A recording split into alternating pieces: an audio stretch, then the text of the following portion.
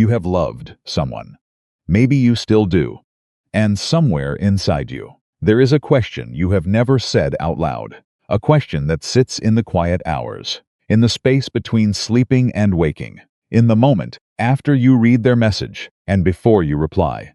The question is this: do they actually love me? Or do they love the version of me that makes their life easier? That is the wound at the center of everything we are about to talk about. Not the beautiful parts of love, not the poetry. Not the warmth of someone choosing you on a Sunday morning when the world is still slow and soft. Those parts are real. But they are not the test. The test comes later. It comes when you have nothing left to offer, when your confidence is gone, when your money runs out, or your health fails, or the version of you that was easy to love becomes difficult, complicated, inconvenient. That is when you find out the truth about every person who has ever told you they care. Hai lung e tet ki. Because what I am about to tell you is something most people spend their entire lives learning too late. Love without action is just a word. Trust without proof is just a feeling. And sorry without change is just noise. You have heard people say they love you. You have watched what they did afterward. And sometimes those two things do not match. That gap between what someone says and what someone does is where most hearts get broken. Not in dramatic moments.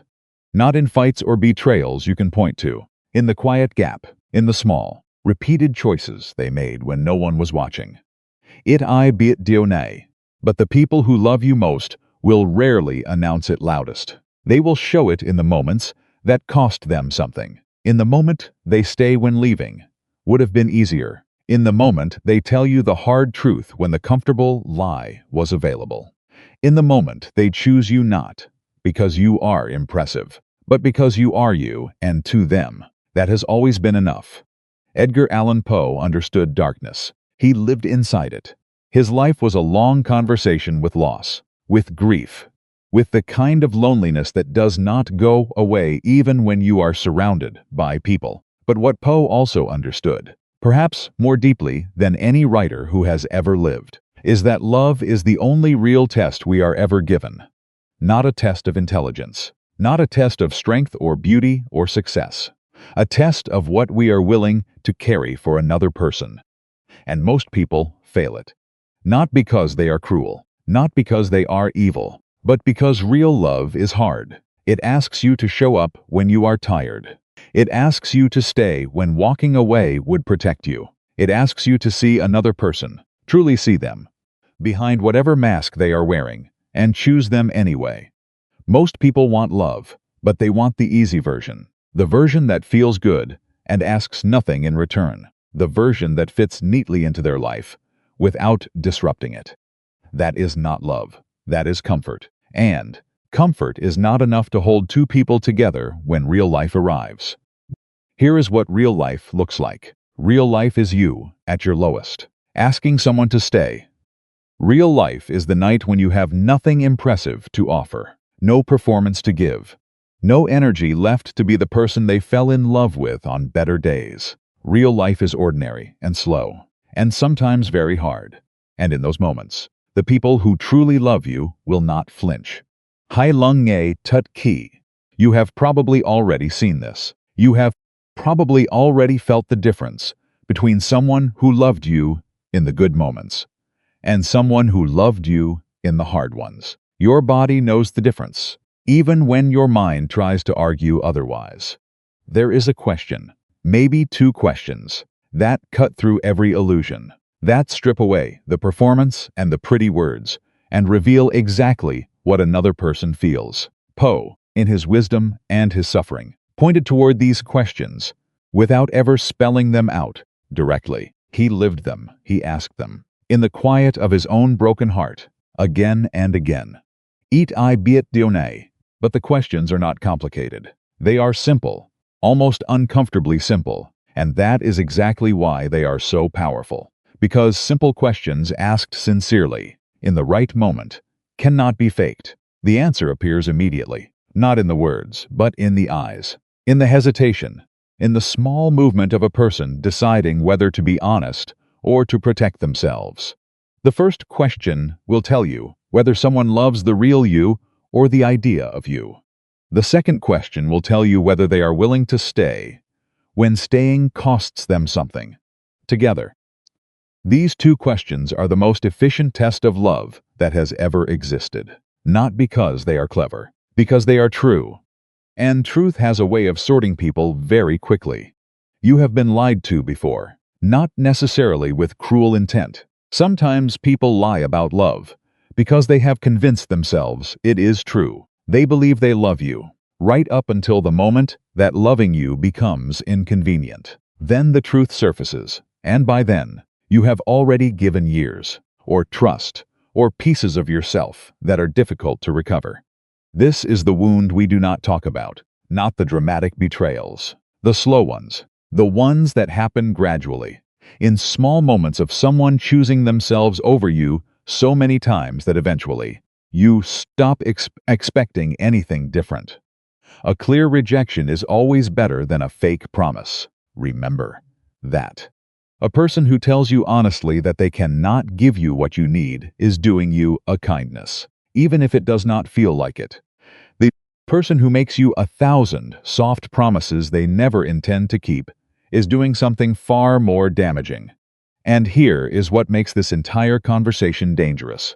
What if the person who has been loving you with actions instead of words, staying quiet, showing up, choosing you in every small way that required no audience? What if that person is standing right in front of you, and you have been looking past them? What if the love you have been searching for was never missing, only unrecognized?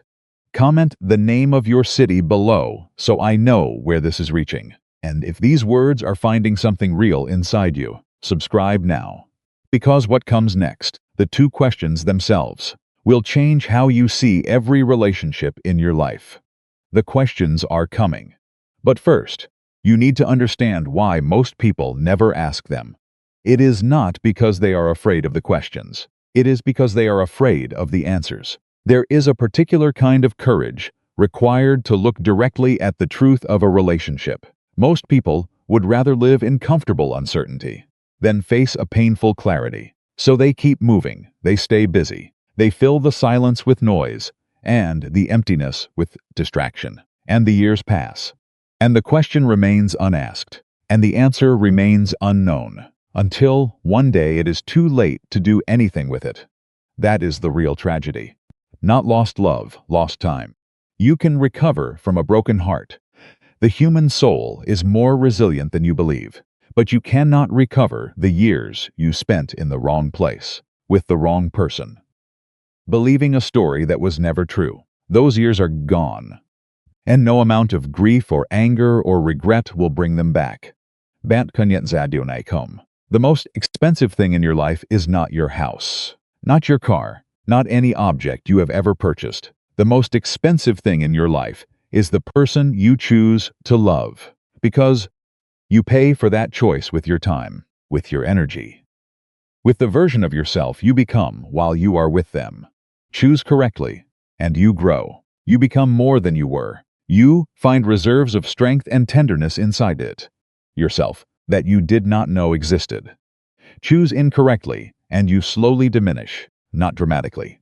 Slowly, the way a fire goes out when no one adds wood. You wake up one morning and realize you are smaller than you used to be, quieter, more guarded, less certain of your own worth. And the frightening part is this: you often cannot tell which one is happening while it is happening. You are too close, too involved, too deep inside the story to see its shape from the outside. This is where Poe's wisdom becomes something more than beautiful words on a page. Poe wrote from inside the darkness. He did not observe suffering from a safe distance. He lived it. He lost people. He loved people who could not stay. He understood, at a level most of us never reach, what it means to give your entire heart to something fragile. He once wrote in a letter, "Words that carry a weight most people are not prepared to feel. I have no faith in human perfectibility. Man is now only more active, not more happy, nor more wise, than he was 6,000 years ago." Read that again slowly. Not more happy, not more wise, only more active. We fill our lives with movement, with plans and goals and the relentless forward motion of modern existence. But underneath all of that activity, the fundamental human questions remain exactly where they have always been. Do you love me? Will you stay? Am I enough for you? These are not new questions. They are ancient. And we are no closer to answering them honestly than any generation that came before us. De la tu ha khom zeban ochung.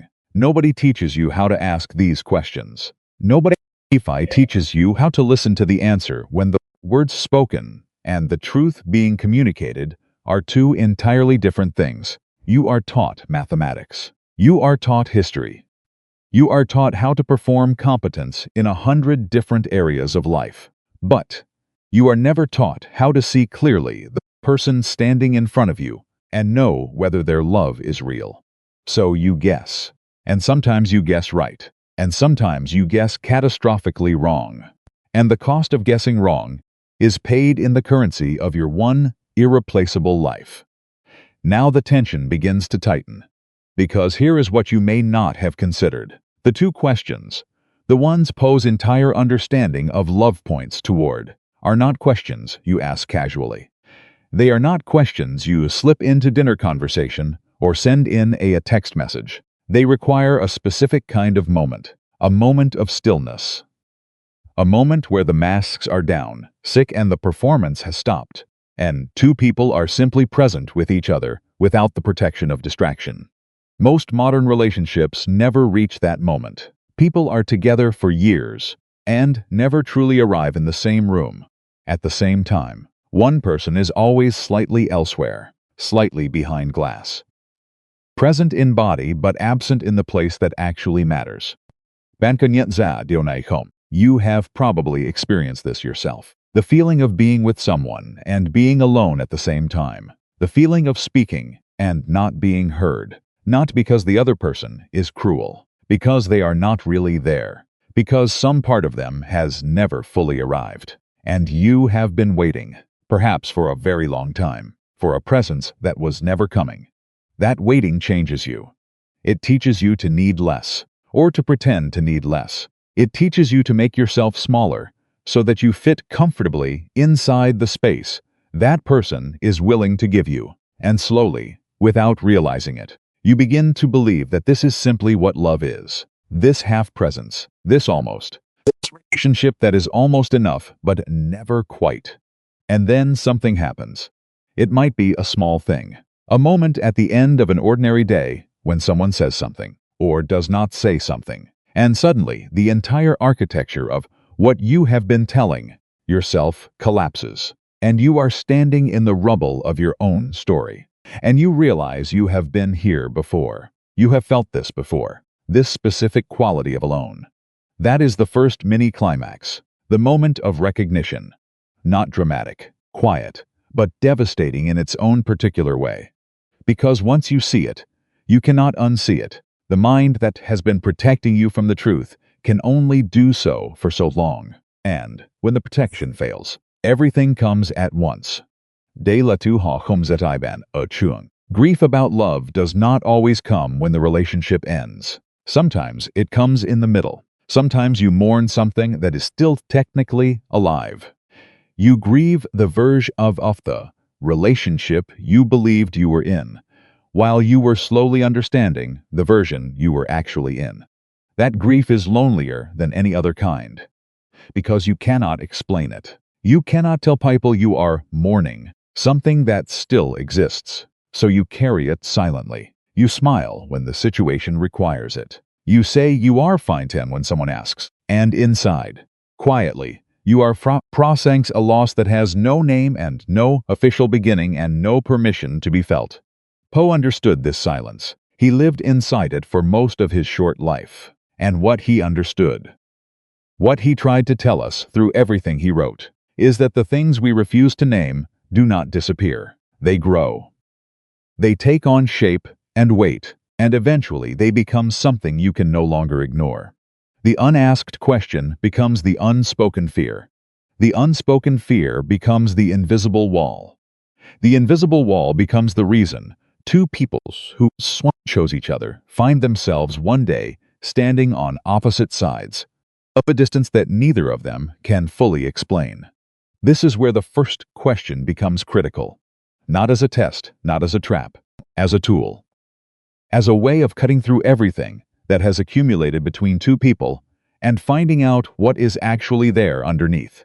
The question is simple, almost insultingly simple, and yet most people have never asked it, because asking it requires a willingness to hear the truth. And the truth, as we have already established, is the thing most people spend their lives running from. You are about to hear it. But before you do, consider this.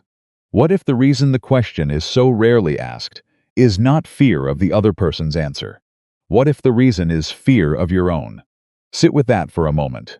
Because everything you have been told about love, every story, every song, every piece of advice from people who meant well, has pointed the finger outward. Is the other person trustworthy? Is the other person committed? Is the other person telling you the truth? But almost no one has ever asked you to turn that question around. Are you? Are you telling yourself the truth about what you actually want? About what you are actually willing to give? About whether the love you believe you are offering is as complete and unconditional as you have convinced yourself it is? This is the question beneath the question, and it is the one that changes everything. Most people enter relationships carrying a secret contract. Unwritten, unspoken, but absolutely real. The contract says, I will love you. As long as you remain the person I need you to be, I will stay. As long as staying does not cost me more than I am willing to pay, I will choose you. As long as choosing you does not require me to sacrifice the image I have of my own life. Nobody admits this contract exists, but you have felt it. You have been on the receiving end of it. The moment you changed, the moment life changed you in ways that were not convenient for someone else, you felt the terms of that contract shift. You felt the love become conditional in ways it was never supposed to be. And here is the first mini climax of this section. You have also been the one holding that contract. There is someone in your past, maybe in your present, who needed you to show up without conditions. And you showed up with conditions you did not even know you had. Not because you are a bad person, because you were never taught the difference between loving someone and needing them to remain the same so that your love for them could remain comfortable. Real love does not require the other person to stay still. Real love follows them into whoever they are becoming, even when that direction is difficult, even when it disrupts your plans, even when the person emerging from difficulty is harder to hold than the person you first chose.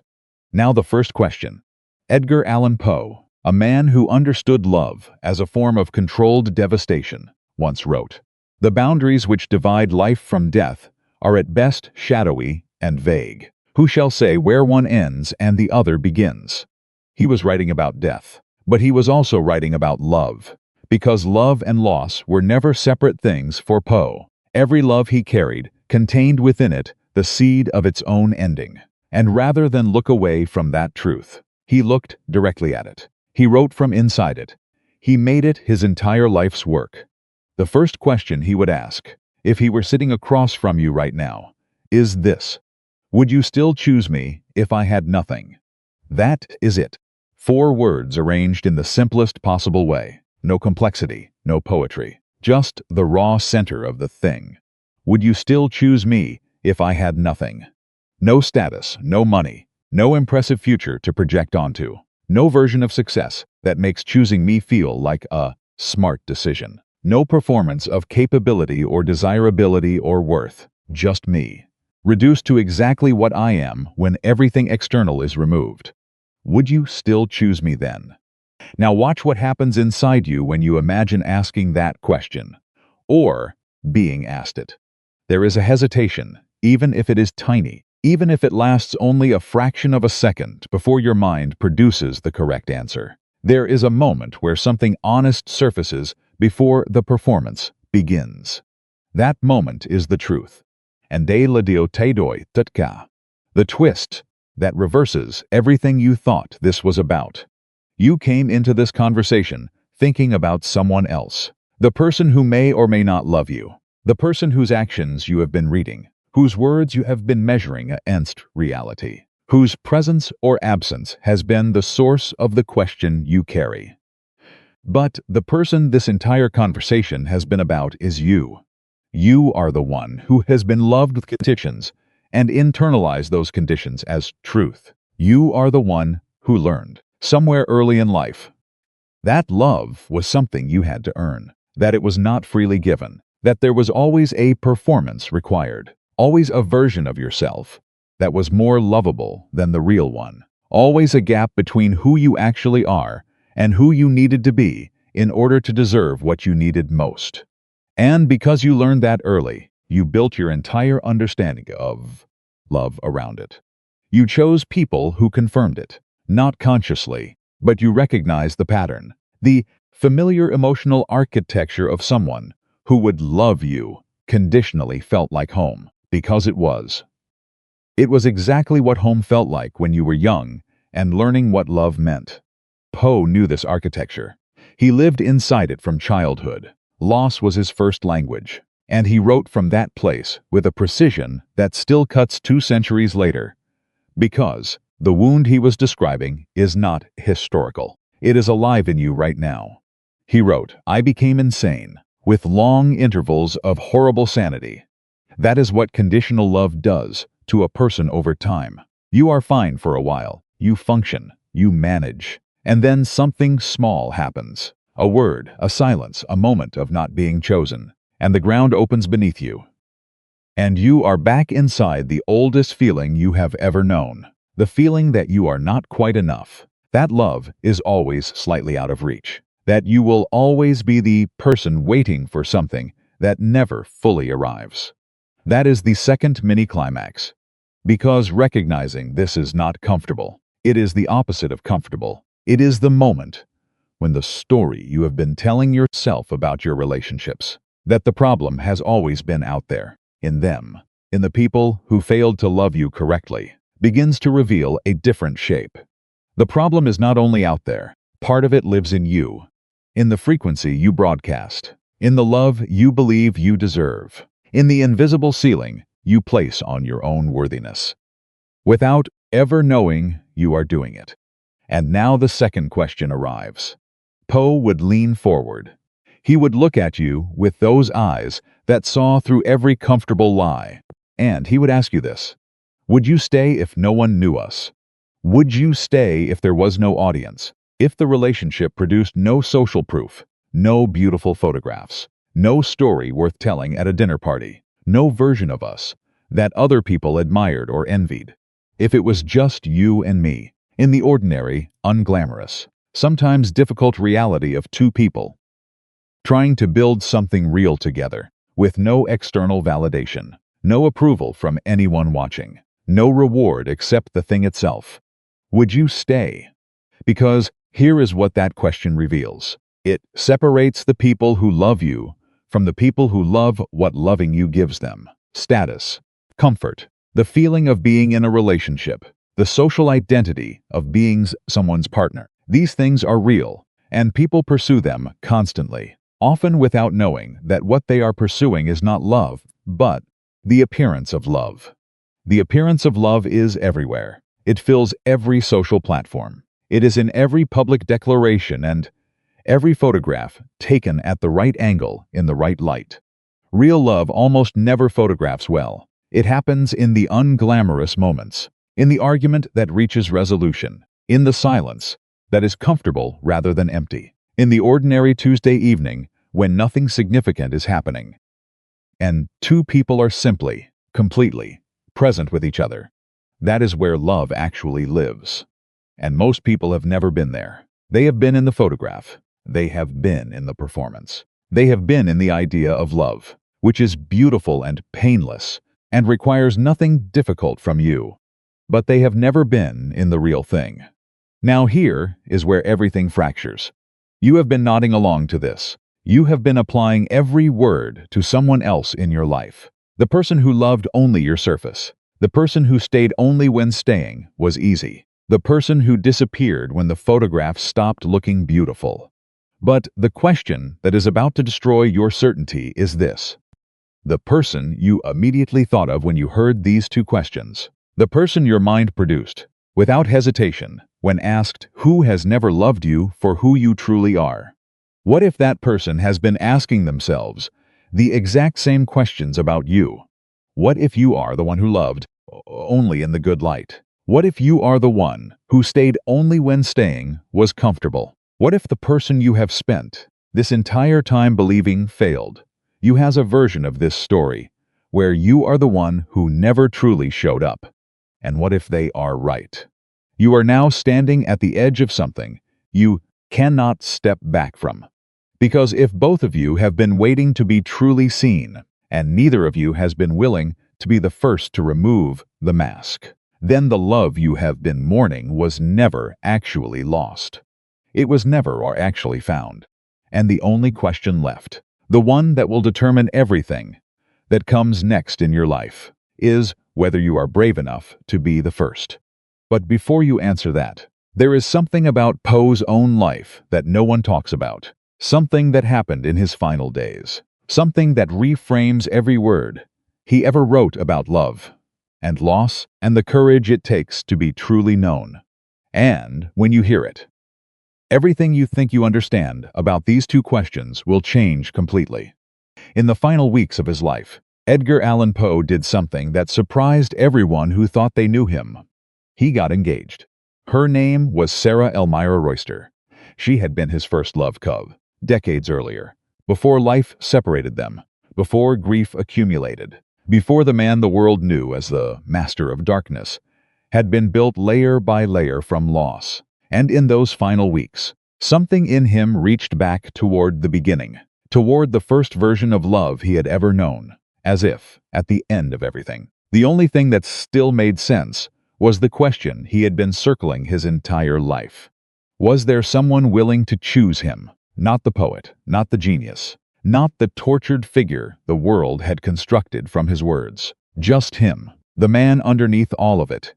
He died before the wedding, and eat ai bit Dionne, but the people closest to him said that in those final weeks, despite everything, despite the poverty and the illness and the weight of a life that had asked almost too much of him, he seemed, for the first time in years, almost at peace. That is where this resolution begins.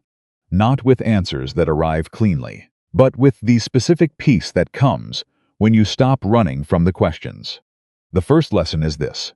You have spent enormous energy trying to make yourself lovable to people who had already decided how much of you they were willing to receive. You adjusted. You softened edges that were not supposed to be soft. You amplified parts of yourself that got positive responses and suppressed the parts that created discomfort. You became, over time, a carefully edited version of yourself, optimized for approval, stripped of the very things that made you most fully and dangerously real.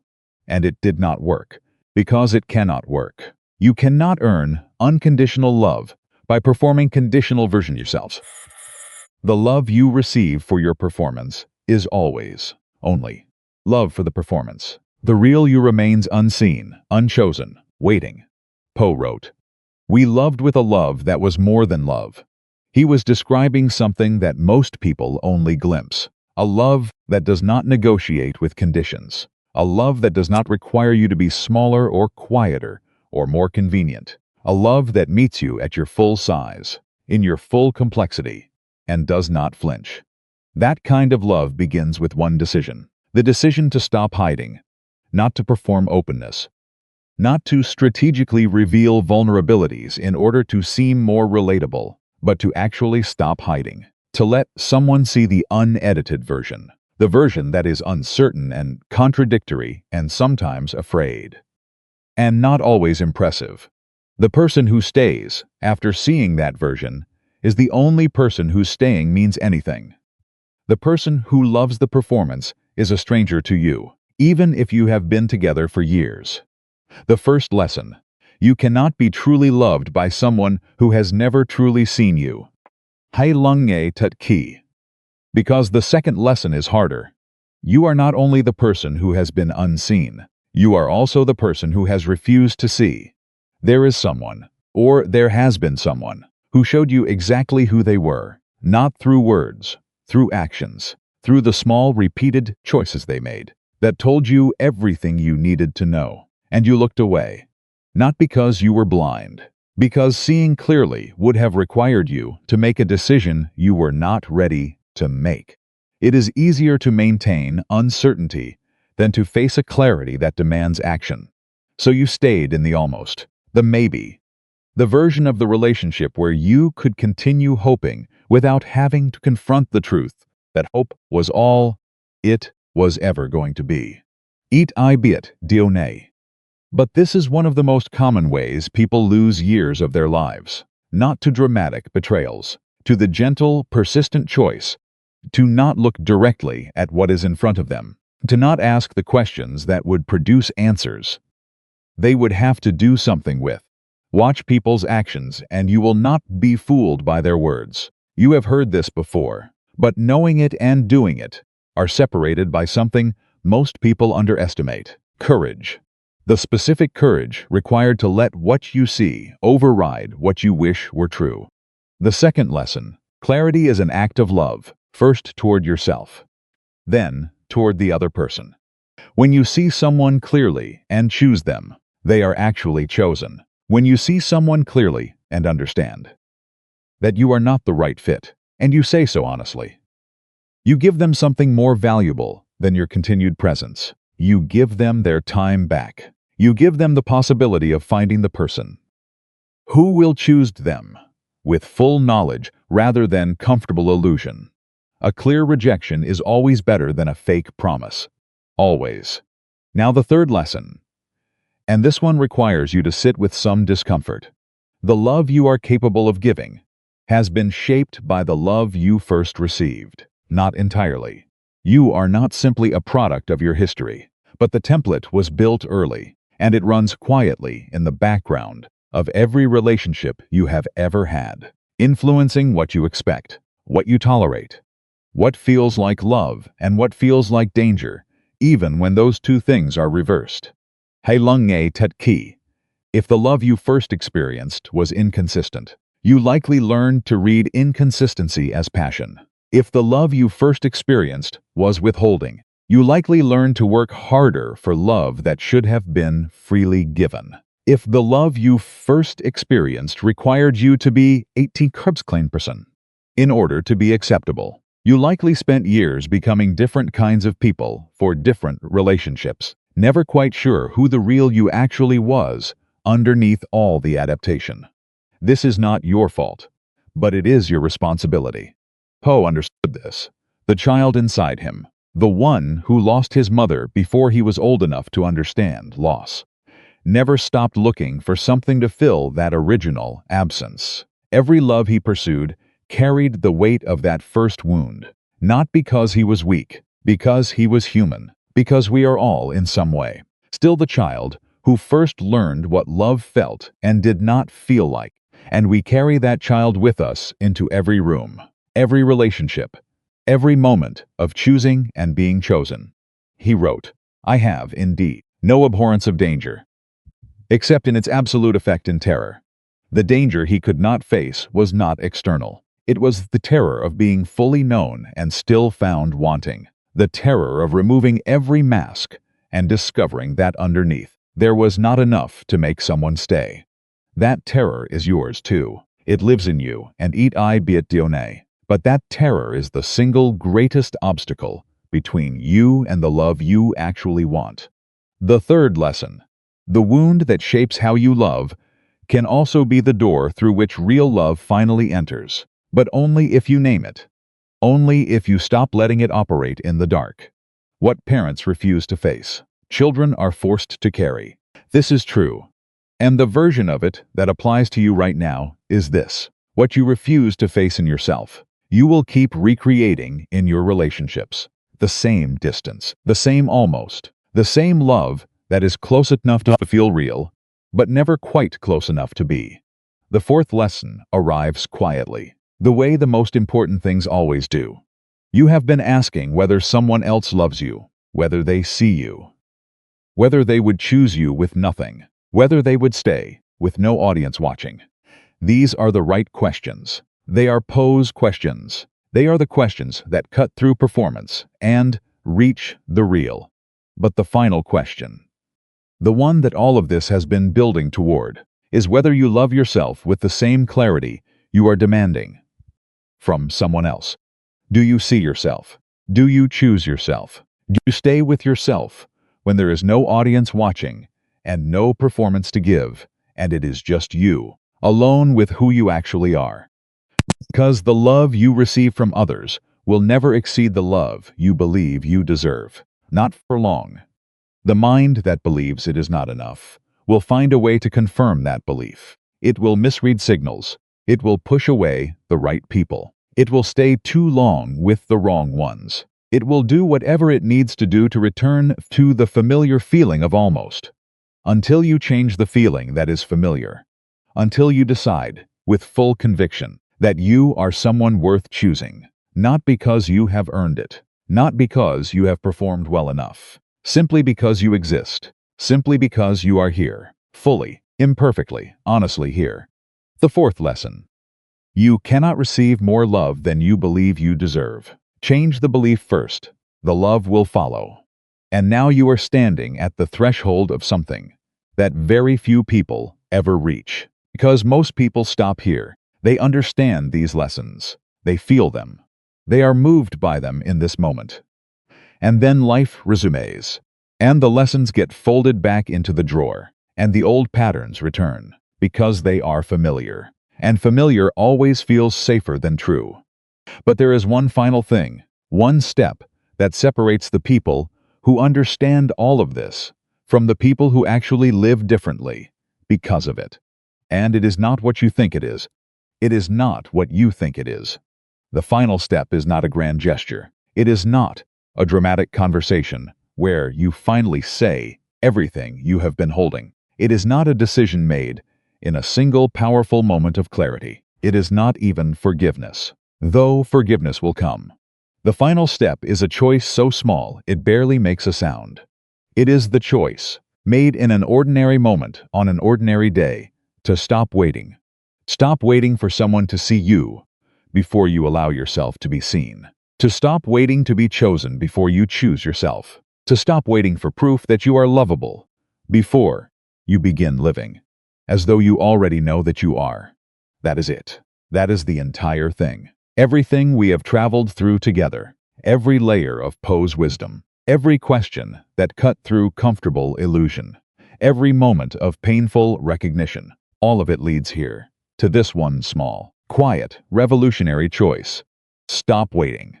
And before you move into what comes next, you need to feel the full weight of where you have been. Not as punishment, as recognition, because you cannot break through something you have not fully faced.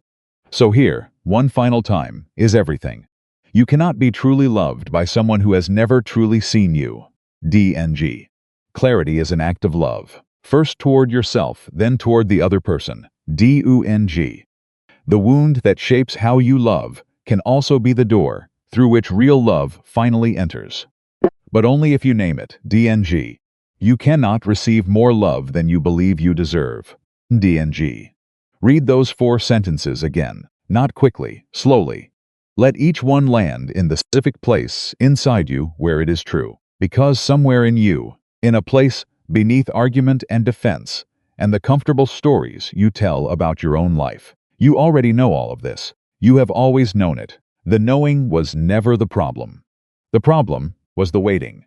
Waiting for the right moment to be honest. Waiting for the right person to be honest with. Waiting for the fear to go away before you began living the life that the fear was keeping you from. Waiting. Always waiting.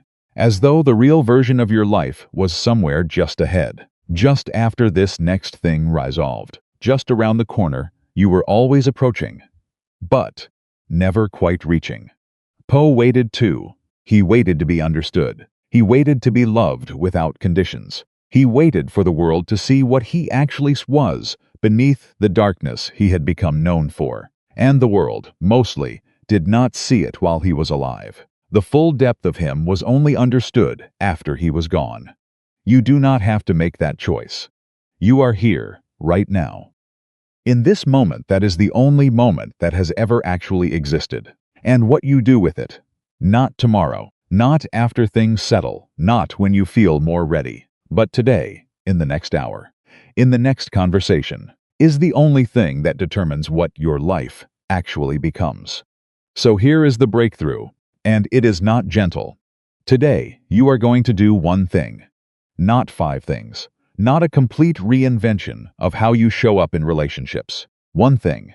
Because one thing done honestly is worth more than 100 insights that stay inside your head and never touch your actual life. Here is the thing. Think of the person in your life, or the most recent person, with whom you have been less than fully honest.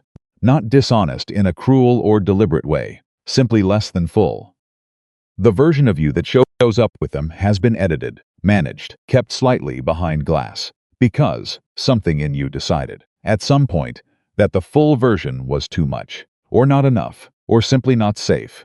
Today, you are going to close that gap by exactly 1 centimeter. Not all the way. Not a sudden and terrifying exposure of everything you have been holding. 1 centimeter. One small truth that you have been keeping back. One genuine response instead of the automatic one. One moment of letting someone see a real reaction, instead of the curated version. 1 centimeter. Because here is what Poe knew, and what every person who has ever loved honestly knows. Intimacy does not arrive in dramatic revelations. It is built in increments, in the small repeated decisions to let someone slightly closer than you let them yesterday. In the accumulation of 1 centimeter after another until, one day, you look up and realize that someone is standing in the actual room where you actually live, not in the waiting area where you have been keeping everyone safe and distant and unable to really touch you. 1 centimeter today, that is the entire assignment. And Hailunge Tut Ki, the fear you feel when you consider doing this is not a signal to stop. It is a signal that you are finally moving in the right direction. Fear in the context of love does not mean danger. It means that what you are doing matters. It means that you have arrived at the edge of the comfortable and are about to step past it into something real. The comfortable has been keeping you safer, but safe and alive are not the same thing, and you have been safe long enough. Poe wrote his entire life from inside the wound. He never fully healed it, but he transformed it into something that has outlasted him by 2 centuries. He took the most painful parts of his existence and made them into something that helps other people feel less alone in theirs. That is not a small thing. That is, perhaps the greatest thing a human being can do with suffering. You are not required to become a poet. You are not required to transform your pain into literature. But you are required, if you want to live fully, to stop letting it go to waste. To stop carrying it as dead weight and start carrying it as something that has made you more capable of depth, more capable of real understanding, more capable of the kind of love that does not flinch. Every smoky hand once smelled like flowers. You have not always been this guarded. There was a version of you, earlier. Before certain things happened, before certain people made certain choices that taught you to be careful, who loved without a strategy, who gave without calculating the return, who was present without needing the situation to be safe first. That version of you is not gone. It has simply been waiting. Waiting for you to decide that the risk of being seen is worth more than the safety of being hidden. It is worth more. It has always been worth more. The question that Poe's life and work, those 2 profound questions, ultimately leave you with is not about someone else. It is not about whether they would choose you with nothing, though that question matters. It is not about whether they would stay with no audience watching, though that question matters too. The question is this: who would you be and how would you love if you were no longer afraid of losing what was never truly yours to begin with? Sit with that. Let it move through you. Let it find the places where it is most uncomfortable, because that discomfort is not an obstacle to your breakthrough. It is the breakthrough. Now, if something in this video found you, if one sentence landed in a place that needed to be reached, if you recognized yourself somewhere in these questions, and it changed even slightly the way you are seeing your own life, then you already know what to do. Like this video, not for the algorithm, though the algorithm appreciates it, but as a small act of honesty, an acknowledgement that something here was true, and you are willing to say so. Subscribe to this channel, because this is only one conversation in a much longer one, and the next conversation will go somewhere this one could not yet reach. And leave a comment below, not to perform reflection, but because saying something out loud, even in a comment on a screen, is 1 centimeter closer to the truth than silence. Tell me which of the 4 lessons hit you hardest. Tell me which question made you stop. Tell me what you recognized in yourself that you were not expecting to find here. Because eat I bit dionai. But the comment you almost did not leave is usually the one that needed to be written most. And one last thing. Poe died at 40 years old, on a street in Baltimore, under circumstances that were never fully explained. He was found delirious, wearing clothes that were not his own. He never regained full consciousness. He never explained what had happened to him. But his last recorded words, spoken in the final hours, were not about darkness, were not about death, were not about any of the Gothic horror that had made him famous. His last words were, "Lord, help my poor soul." Not a poet's words, not a genius's words, the words of a man, simple, stripped of everything, asking, at the very end, for what every human being ultimately wants. To not be alone in it. You are not alone in it. And the person you are about to become, the one who asks the real questions and stays for the real answers, and loves without the safety of conditions, that person has been waiting inside you for a very long time. The only question left is whether today is the day you let them out.